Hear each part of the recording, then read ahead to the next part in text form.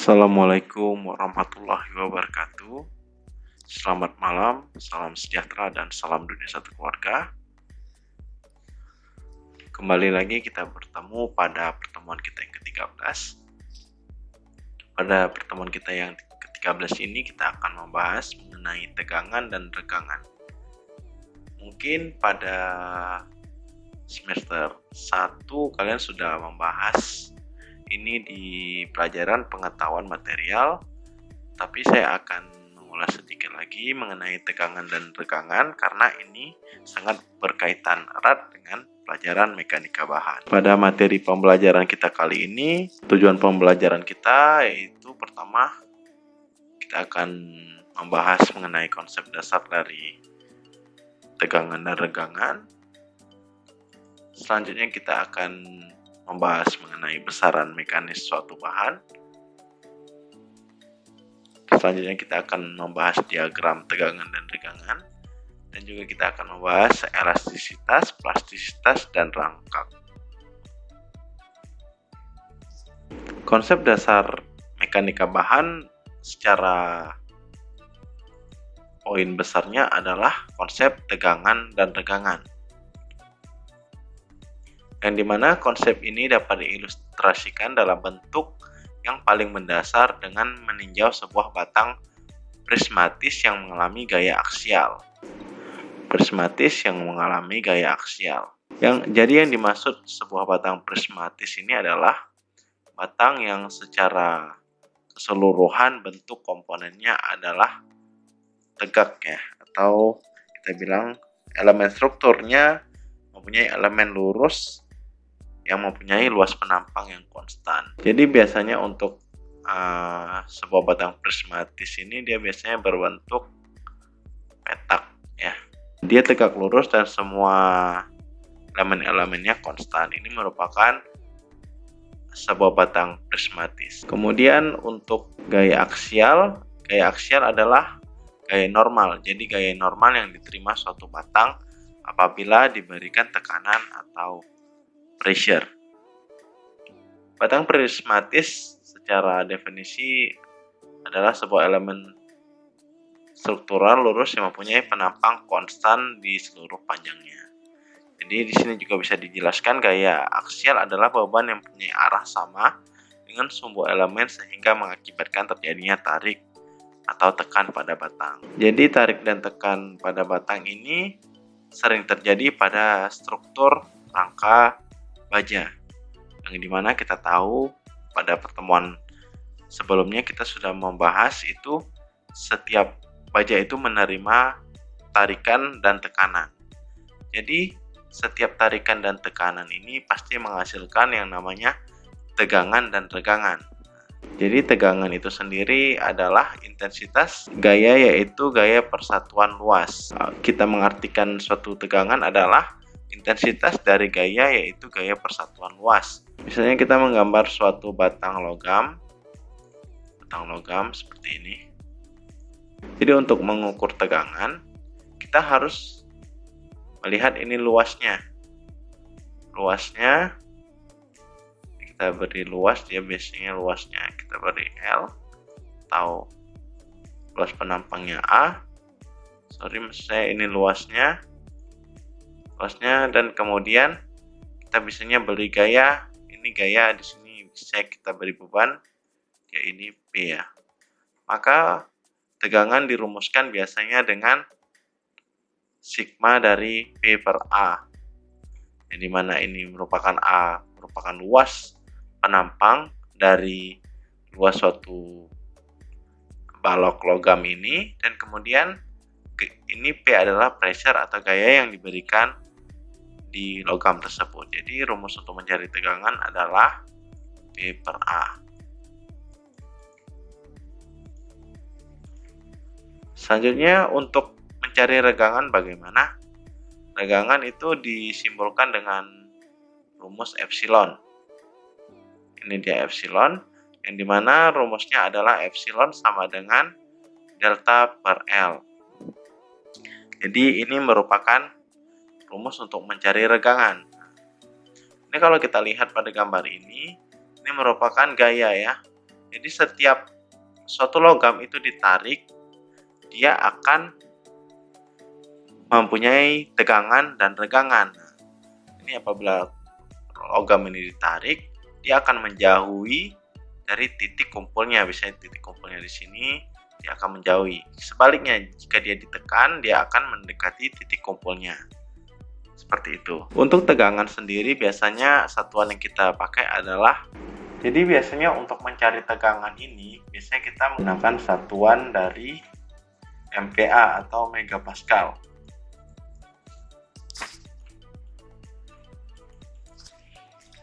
Jadi MPa ini apabila kita konversikan itu sama dengan Newton per milimeter kuadrat. Merupakan persamaan atau konversi dari MPa. MPa ini merupakan biasa dipakai untuk tegangan.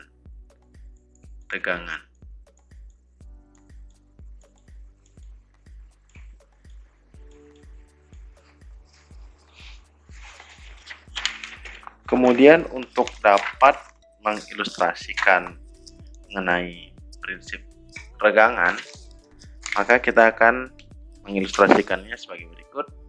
Ini kita hapus saja. Kita akan mengilustrasikannya dengan whiteboard. Ini misalnya saya mempunyai, ini adalah ilustrasi dari regangan.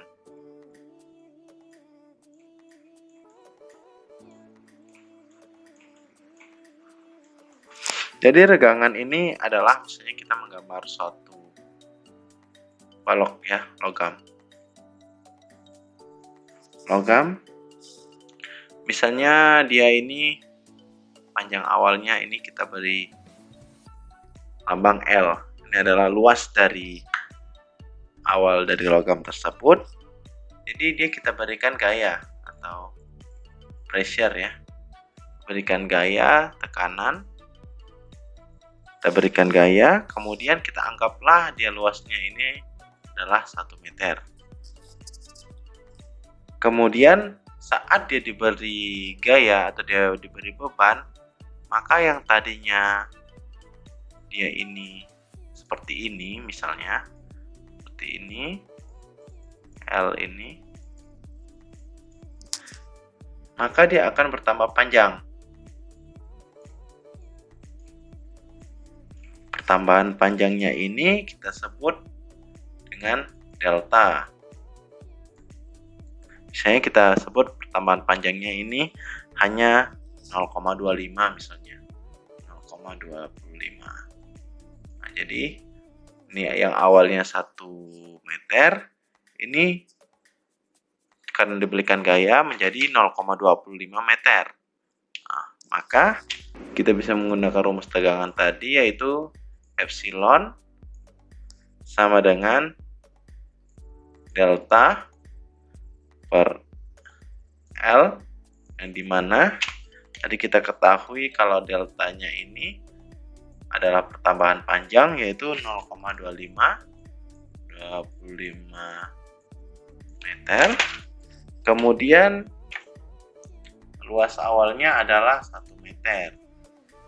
Jadi bisa kita coret 0,25 bagi 1, hasilnya adalah epsilon adalah 0,25. Ini merupakan regangan yang terjadi akibat beban atau gaya yang diberikan. Nah, ini untuk regangan. Jadi bisa kita simpulkan bahwa tegangan itu bisa menghasilkan sebuah regangan pada suatu plat. Kemudian selanjutnya tegangan dan regangan. Jadi tegangan dan regangan itu bisa kita sebut dengan tegangan ini biasanya istilahnya itu adalah stres ya. Stres. Dan regangan ini adalah biasanya istilahnya strain.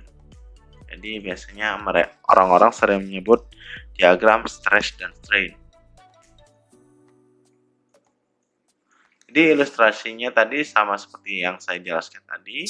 Kalau untuk mengukur tegangan atau stresnya itu bisa kita ukur dari gaya atau pressure yang dihasilkan dibagi dengan luas penampang, itu adalah normal stresnya. Kemudian untuk mencari regangannya itu adalah epsilon sama dengan delta per L, di mana ini regangan penambahannya adalah delta dibagi dengan L atau luas penampangnya.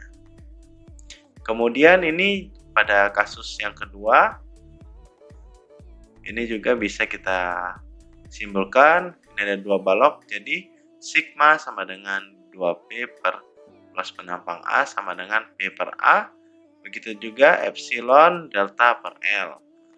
Ini juga sigma sama dengan P per A. Ini epsilon 2 delta per 2L sama dengan delta per L.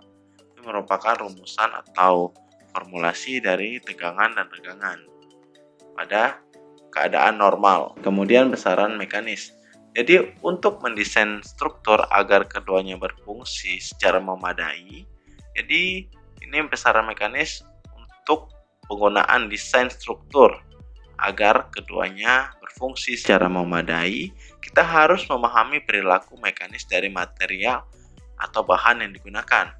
Nah, jadi ini spesimen uji tarik atau stress machine ini kita gunakan untuk bisa kita mengetahui perilaku dari sifat material tersebut.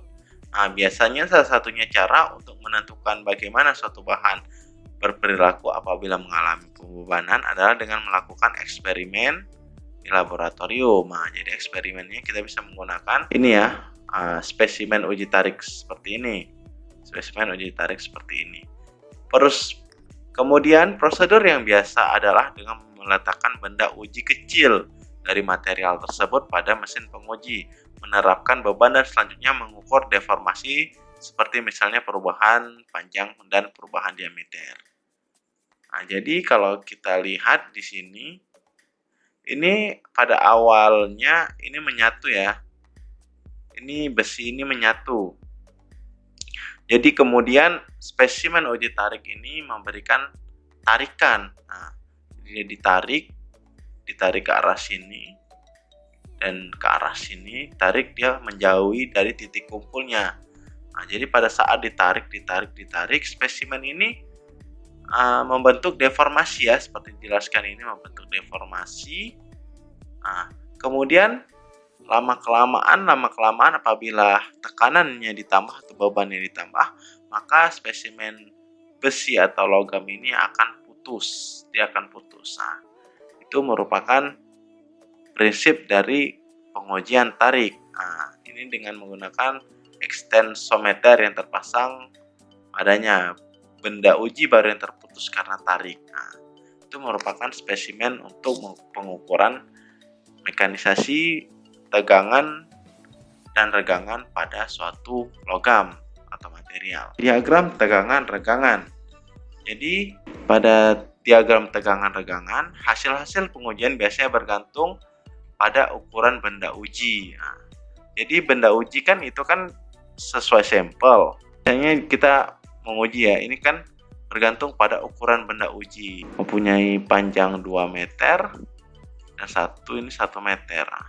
Ini merupakan panjang dari logam yang berbeda. Nah, jadi karena sangat kecil kemungkinannya bahwa kita mengatur struktur yang ukurannya sama dengan ukuran benda uji, maka kita perlu menyatakan hasil pengujian dalam bentuk yang dapat diterapkan pada elemen struktur yang berukuran berapapun. Nah, jadi karena ini memang penerapannya berbeda antara setiap material, maka kita harus mengkonversikan ukuran-ukuran ini ke dalam grafik tegangan dan regangan.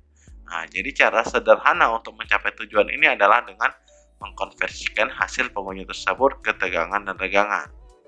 Misalnya kita beri contoh ini, contoh pada baja yang dimana kurva tegangan regangan menunjukkan perilaku bahan apabila bahan tersebut dibebani tarik atau tekan.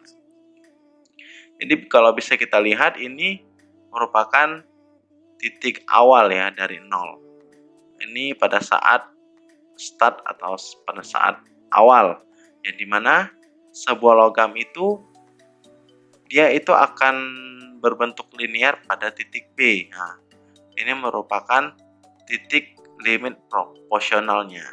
Yang dimana apabila kita ketahui dia itu pada saat masih pada titik, dia tidak akan mengalami deformasi pada bentuk material atau bentuk fisik dari logam tersebut.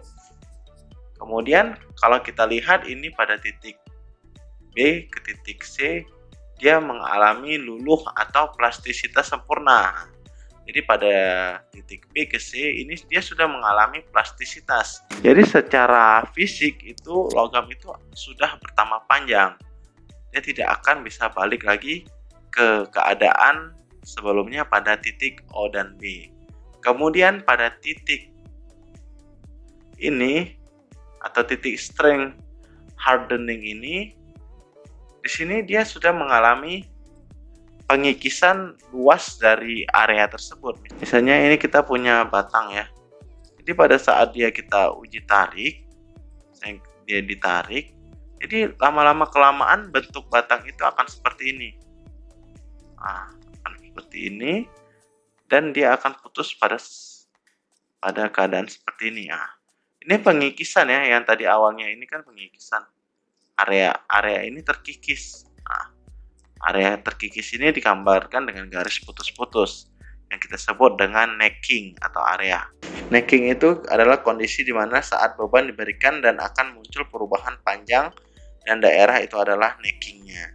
Jadi necking itu adalah pengurangan area pada luas dari material atau logam tersebut. Jadi elastisitas adalah suatu sifat bahan yang mengakibatkan suatu bahan dapat kembali ke dimensi semula selama beban pada bahan tersebut dihilangkan. Jadi maksudnya adalah apabila suatu material atau logam itu ditarik, dia itu akan kembali lagi ke titik semulanya apabila gaya atau bebannya dihilangkan. Itu adalah elastisitas. Jadi contoh yang paling gampang saja itu adalah apabila kalian tarik karet ya. Karet itu kalian tarik panjang-panjang, dia akan kembali lagi ke titik awal pada saat kalian tarik itu. Itu merupakan definisi dari elastisitas. Jadi di sini ada contoh kasusnya yang dimana saat menerapkan beban tarik pada uji hingga tegangan dan regangan berjalan dari titik pusat 0 ke titik A pada kurva regangan dalam gambar A. Jadi ini bisa kita lihat titik 0 ya. Titik 0 ini kita gambarkan, ini ke titik A. Ini merupakan grafik atau keadaan yang elastis, di mana apabila tadi spesimen tadi ditarik, dia akan kembali lagi ke bentuk awalnya apabila bebannya itu sudah dilepas. Jadi catat bahwa kurva tegangan regangan dari 0 ke titik A tidak harus linier agar bahan dapat disebut elastis. Jadi dia tidak harus linier, tapi dia itu bisa balik lagi ke keadaan semulanya.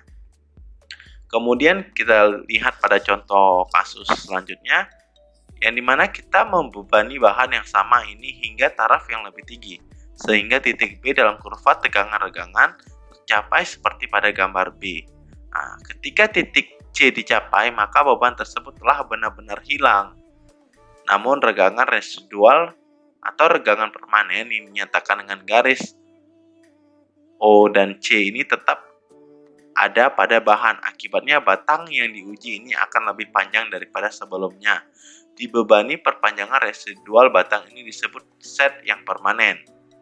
Jadi kalau kita lihat O ini ke titik A ini, kita lihat di sini pada titik A, itu kita lihat bahwa memang itu adalah merupakan batas elastis dari suatu logam ini.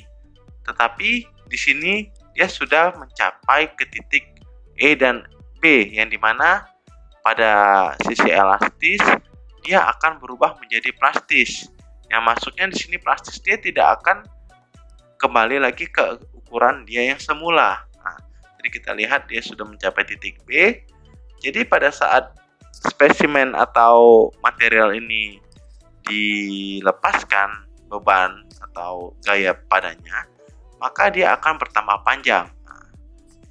panjang itu yang kita sebut dengan regangan. Jadi titik elastis merupakan titik awal baliknya sebuah material pada titik semula. Apabila titik elastis itu sudah melampaui, maka dia akan berada pada titik plastis. Kemudian kita masuk ke plastisitas dan rangkak yang saya jelaskan tadi, bahwa plastisitas adalah karakteristik suatu bahan yang mana bahan itu dapat mengalami regangan inelastis melewati regangan pada limit elastis. Jadi memang kata kuncinya adalah inelastis. Jadi plastis ini sudah keadaan yang memang sudah tidak elastis lagi, yang sudah melewati regangan pada limit elastisnya. Jadi pada kurva tegangan-regangan dalam gambar A, sebelumnya kita mempunyai daerah elastis yang diikuti dengan daerah plastis. Apabila deformasi besar terjadi pada bahan daktil ini adalah bahan yang tangguh yang dibebani hingga daerah plastis, maka bahan ini disebut mengalami aliran plastis. Jadi itu merupakan aliran yang kita sebut dengan aliran plastis, yang dimana dia sudah melewati titik dari elastisitas. Kemudian kita masuk ke rangkak. Rangkak itu apa? Rangkak adalah regangan tambahan yang mengakibatkan pertambahan panjang pada suatu bahan yang disebabkan oleh adanya pembebanan yang diterima dalam waktu yang cukup lama. Jadi kita garis bawahi ini dalam waktu yang cukup lama. Misalnya ada contoh di sini pada gambar batang vertikal, di samping dibebani perlahan-lahan oleh gaya P sehingga menimbulkan perpanjangan sebesar delta 0, diasumsikan bahwa pembebanan dan perpanjangan terjadi selama selang waktu T0 pada gambar B. Jadi perpanjangannya ini dipengaruhi oleh variabel waktu. Setelah waktu TO, bebannya tetap konstan, tetapi akibat terjadinya rangkak, batang tersebut secara gradual memanjang meskipun bahannya tidak berubah. Rangkak ini adalah regangan tambahan yang diakibatkan oleh pembebanan yang diterima dalam waktu yang lama. Jadi misalnya kita ada sebuah balok datar seperti ini, kemudian di sini kita timpa balok ya, kita timpa balok besar. Jadi balok ini tidak pernah kita pindahkan dari plat ini. Lama-kelamaan plat ini akan mengalami deformasi kecil. Nah, yang mengakibatkan dia akan berubah bentuk jadi garis putus-putus ini. Nah, jadi dia mengalami perubahan bentuk dalam waktu yang lama. Itu merupakan definisi atau contoh dari rangkak. Oke, kita mengenal istilah-istilah pada diagram stress dan strain, yang dimana ini kita mengenal yang namanya proportional limit. Nah, jadi ini merupakan titik proportional limit. Jadi titik proportional limit ini adalah titik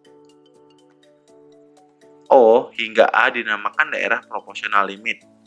Pada daerah ini regangan yang terbentuk proporsional dengan tegangan yang bekerja. Jadi definisi tegangan yang membentuk kurva regangan mulai terdefisiasi dari garis lurus. Nah, jadi ini merupakan proportional limit, jadi batas dari proporsional sebuah material atau logam. Jadi ini bisa kita katakan juga ini daerah elastis ya. Jadi setiap material yang diberi beban atau gaya, apabila dia masih berada pada proportional limit ini, dia akan tetap kembali, dia tidak akan mengalami perpanjangan regangan dikarenakan dia masih berada di titik proportional limit. Kemudian ini elastic limit ya, yang dimana titik ini adalah batas elastis dari titik A ke titik B, yang dimana daerah elastis limit ini material akan kembali ke bentuk semula ketika tegangan dihilangkan. Jadi tegangan yang bekerja pada material tanpa menyebabkan deformasi permanen. Nah, jadi ini merupakan masih di batas elastisitas ya, elastis limit.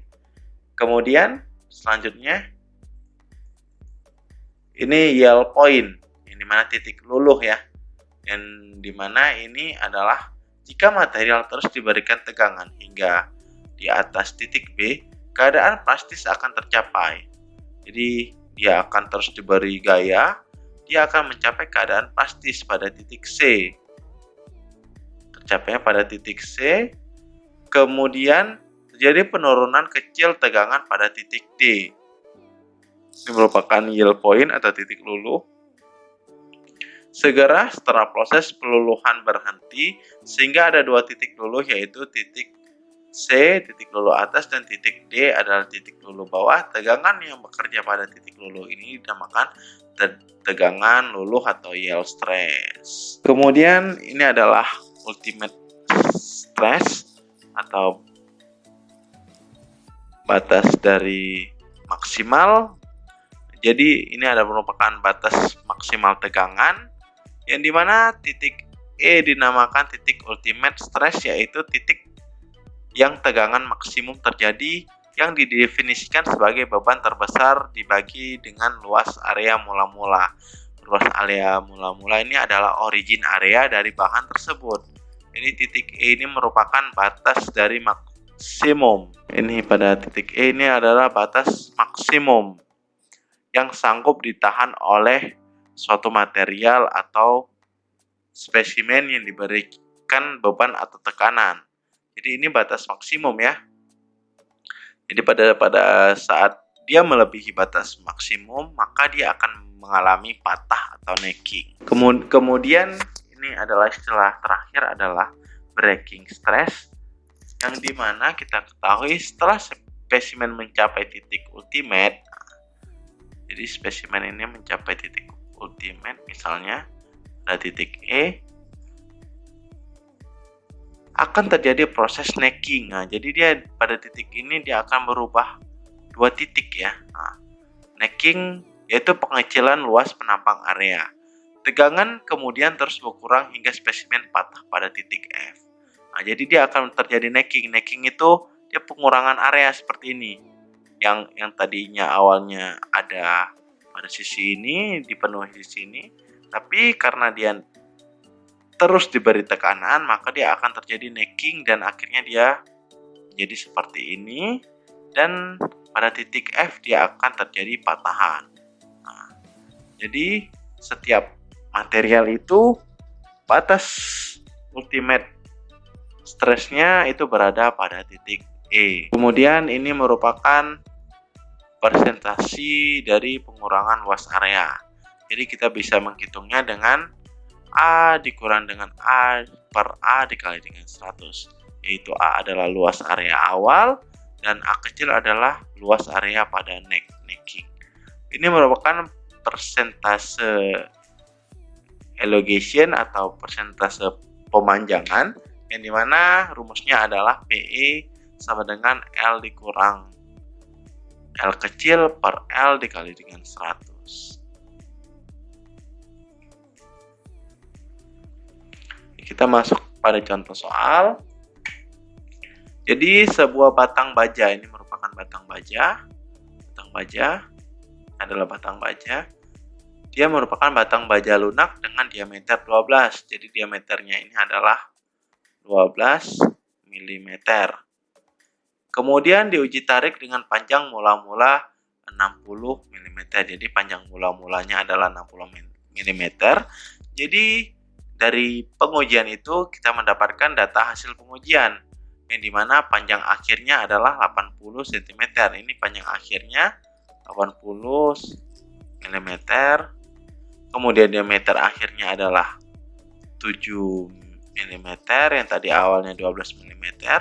Kemudian beban luluhnya mencapai 3,4 ton, beban ultimate-nya 6,1 ton. Jadi pada soal ini kita disuruh hitunglah, yang pertama kita harus mencari tegangan luluhnya, dan yang kemudian kita harus mencari tegangan tarik maksimumnya, kemudian kita akan mencari prianya atau persentase pengurangan luas area, dan yang terakhir kita akan mencari PE-nya atau persentase.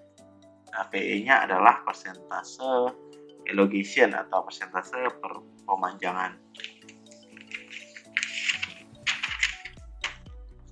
Oke, kita akan masuk ke perhitungannya.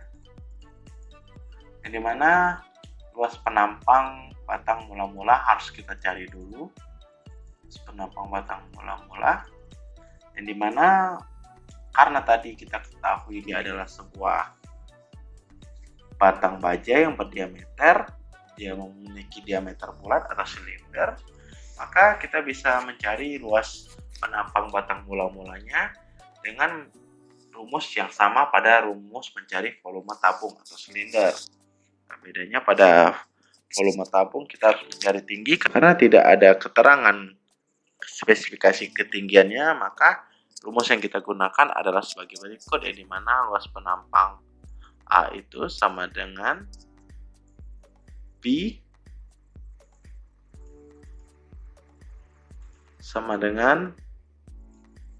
dikali dengan diameter kita kuadratkan per 4. Jadi kita masukkan tadi saja angkanya, yang dimana kita ketahui kalau P itu adalah 3,14. Kemudian tadi kan kita ketahui kalau panjangnya mula-mula adalah 12 mm.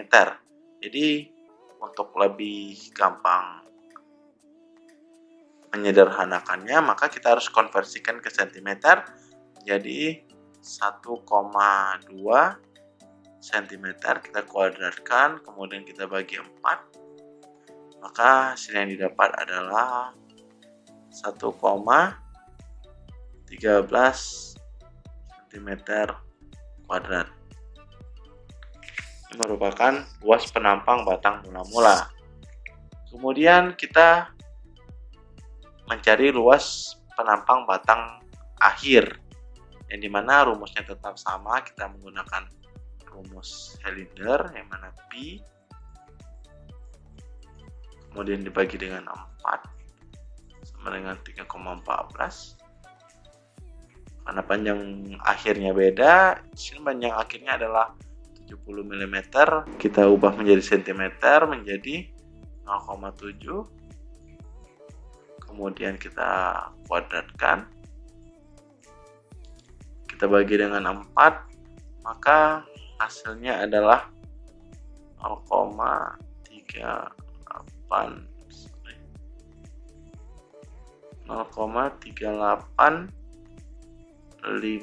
cm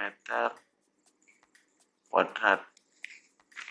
Ini kita mendapatkan luas penampang batang akhirnya. Kemudian kita akan mencari tegangan luluh atau yield stress, yang dimana kita bisa mencarinya dengan rumus sigma Y sama dengan, kan kalau kita menggunakan rumus tegangan, yield stress itu adalah gaya atau beban ya, beban luluhnya. Jadi beban luluh dibagi dengan A atau origin area ya. Origin areanya ini merupakan origin areanya karena ini luas penampang batang mula-mula. Jadi pada soal sebelumnya beban luluhnya adalah 3,4 ton.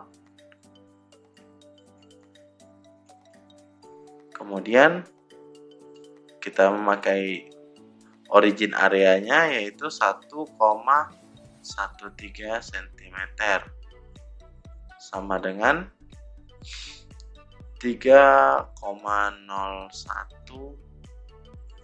ton per cm kuadrat.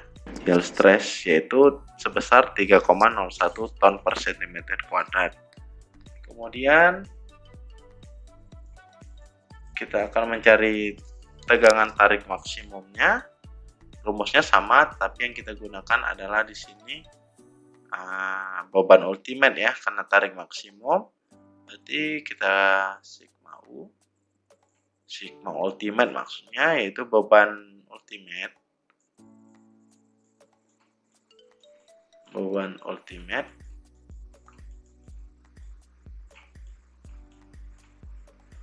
dibagi dengan origin area. Nah, jadi sama dengan tadi beban ultimate-nya 6,1 ton ya. 6,1 ton dibagi dengan origin area tadi tetap sama, kita gunakan 1,13 sama dengan hasilnya adalah 5,4 ton per cm². Kemudian kita mencari persentase pengurangan luas area atau perianya. Tadi kita ketahui bahwa peria itu sama dengan A dikurang A per A dikali dengan 100 ya. Sama dengan A-nya awal adalah 1,13 origin area dikurang dengan luas penambang batang akhirnya yaitu 0,385, kemudian kita bagi dengan origin area lagi 1,13, kita kalikan 100, kita persenkan, sama dengan hasilnya adalah 66%, merupakan luas area yang berkurang dari logam baja tersebut. Kemudian kita mencari persentase elongation-nya atau pemanjangannya dengan rumus L dikurang I per L dikali dengan 100 sama dengan tadi kan kita ketahui dia 80 ya. 80 kita jadikan cm menjadi 8. Ini juga 60 kan, kita jadikan cm menjadi 6. Kemudian dibagi 8 juga dikali dengan 100%. Maka hasilnya persentase pemanjangannya adalah 66,67%. Merupakan hasil dari persentase elongation-nya atau persentase pemanjangannya.